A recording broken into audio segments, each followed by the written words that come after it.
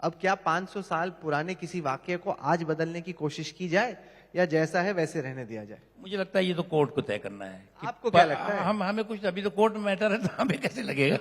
ये जहां थोड़ी सी बॉल स्विंग होती है, मिनिस्टर एकदम बैट अपना खींच लेते हैं कि ये बॉल जाने दो, इसमें अगर मैंने बैट डाला तो मेरा विराट कोहली हो जाएगा। अच्छा, आप इनकार भी नहीं कर रहे इस बात से? आप इस बात से इनकार भी नहीं कर रहे, किससे बच रहे हैं? नहीं, मैं न इनकार कर रहा हूँ न इकरार कर रहा हूँ।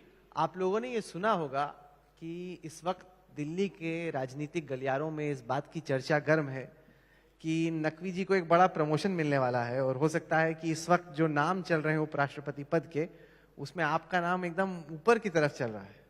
दिल में लड्डू फूट रहे हैं इस वक्त? नहीं, देखिए क्या है कि हम एक सामान्य व्यक्ति के तौर से हमारा राजनीतिक जीवन का सफर है, आप जानते हैं।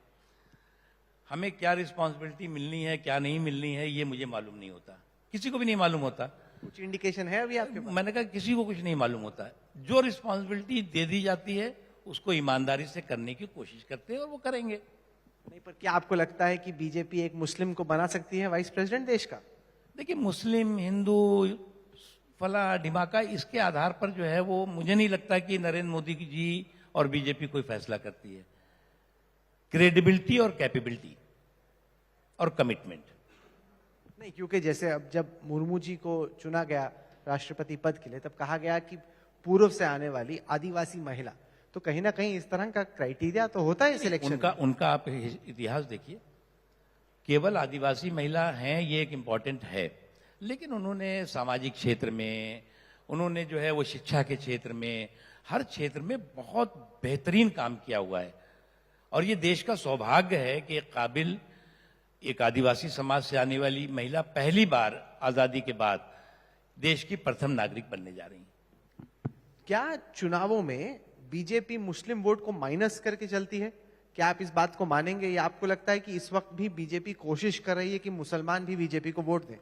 देखिए, बीजेपी ने हमेशा इस बात की कोशिश की भी है और उसका तो बीजेपी के साथ आए भी हैं। लेकिन एक बात मैं जानता हूं, आपकी बात से मैं सहमत हूं, गलतफहमियां हैं।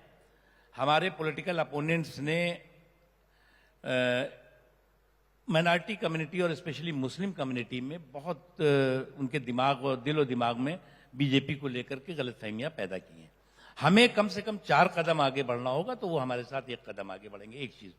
दूसरी चीज, जब हमने डिस्क्रिमिनेशन उनके डेवलपमेंट में नहीं किया, विकास में कोई डिस्क्रिमिनेशन नहीं किया, तो वोट में डिस्क्रिमिनेशन वो हमसे क्यों करें? जब विकास में हमने डिस्क्रिमिनेशन किया होता है, कहा हो कि साहब ये हमें विकास जो है वो इसका करना है, इसका नहीं करना है, और विकास को हमने वोट का मसौदा नहीं बनाया, वोट को हमने विकास का मसौदा नहीं बनने दिया।